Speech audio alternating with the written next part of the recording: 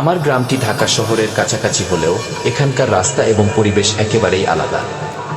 গ্রামে যে রাস্তাগুলি রয়েছে সেগুলি এক অদ্ভুত সুন্দর ও শান্তিপূর্ণ পরিবেশ সৃষ্টি করে, যা শহরের দ্রুত গতির জীবনের বিপরীতে এক অন্য ধরনের অনুভূতি দেয়। প্রতিটি রাস্তা যেন প্রকৃতির সঙ্গে মিলেমিশে একাকার হয়ে গেছে, যা সত্যিই অপূর্ব।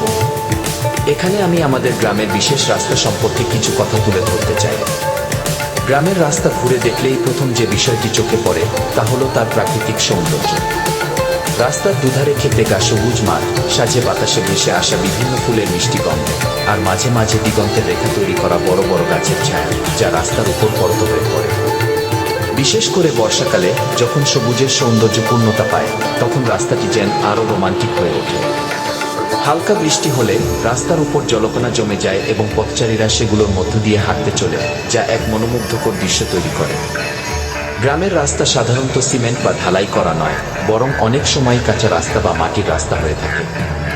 তবে এর মধ্যে কিছু সড়ক বৃষ্টির পানি নিষ্কাশনের জন্য নির্মিত সঠিক ঢাল তৈরি করা হয়েছে, যাতে স্রোত বের হয়ে যায় এবং সড়কটি পিচ্ছিল না হয়।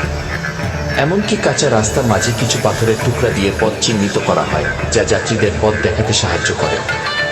গ্রামে মোটামুটি সব ধরনের পরিবহন চলাচল করতে পারে, যেমন সাইকেল, অটো, গাড়ি, এমনকি গরুর গাড়ি। গ্রামের রাস্তা শুধু এক জায়গা থেকে অন্য জায়গায় যাতায়াতের জন্য ব্যবহার করা হয় না, এটি গ্রামবাসীদের জন্য এক ধরনের সংযোগস্থল। এখানে তারা একে অপরকে দেখতে পায়, কথা বলতে পায় এবং দিনের অনেক সময় একে অপরের সঙ্গে আলোচনা বা গল্প করতে থাকে।